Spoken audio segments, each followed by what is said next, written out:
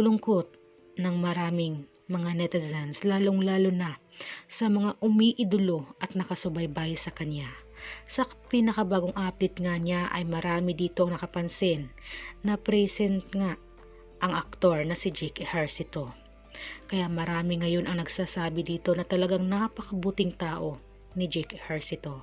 Dahil ayon nga sa naging post niya sa kanyang social media kagaya na lamang kaninang umaga sa Instagram, ay ibinahagi niya ang larawan na ito kung saan kasama nga ni Jacqueline Jose ang kanyang apo na si Eli.